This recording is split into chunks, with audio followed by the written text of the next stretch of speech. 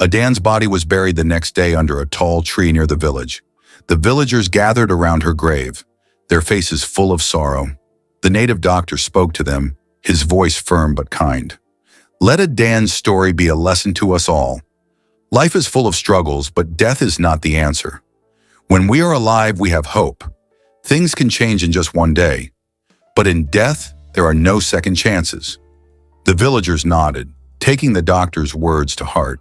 They realized how much they had taken life for granted. Many of them had seen their own struggles as too much to bear. But Adan's story reminded them to be grateful for the gift of life.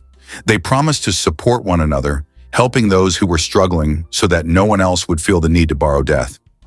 After Adan's burial, the villagers began telling her story to everyone, especially to the children. They wanted to teach them that even though life could be hard, there was always a chance for things to get better. When you're alive, you can fight, you can hope, and you can dream, they would say. But in death, everything stops. There is no more hope. The children listened closely, and even the adults reflected on the wisdom in those words. Adan's story became a lesson for generations. Chidi was taken in by Mama Nkechi, a kind and generous woman who had always cared for others in the village. She cooked for him, told him stories, and tried her best to make him smile. But no matter how much she loved him, Chidi could not stop missing his mother. Every night he cried quietly, wondering if he had caused her to borrow death so often. Mama left because of me, he whispered to himself. Mama Nkechi noticed Chidi's sadness and decided to talk to him one evening. She sat beside him as he stared at the moon. Chidi, your mother loved you more than anything, she said softly. She tried to rest because life was hard, but that was never your fault. You were the reason she kept coming back. She fought to stay alive for you. Chidi wiped his tears and nodded, though the guilt still lingered in his heart. Life slowly moved on in the village. The people worked together to make sure no one was left struggling like Adan had been. If a family was short on food, the others shared what they had.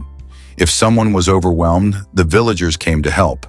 They realized that they were stronger together and that kindness and community could ease even the hardest burdens. They didn't want anyone to feel like they had no choice but to escape.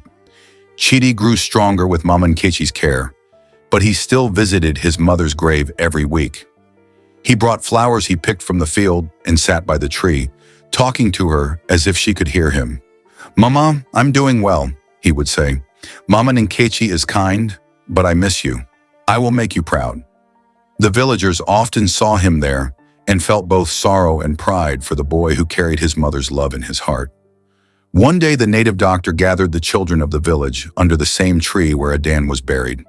He told them her story in simple words. Adan borrowed death to escape her pain, but it came at a price. She didn't realize that even in the hardest times, life has hope. If she had asked for help or waited just a little longer, maybe things would have turned around for her. The children listened carefully, their eyes wide with wonder. Do you know what Adan's story teaches us? The doctor asked. A small boy raised his hand and said, that we shouldn't give up. The doctor smiled and nodded. Yes, that's right.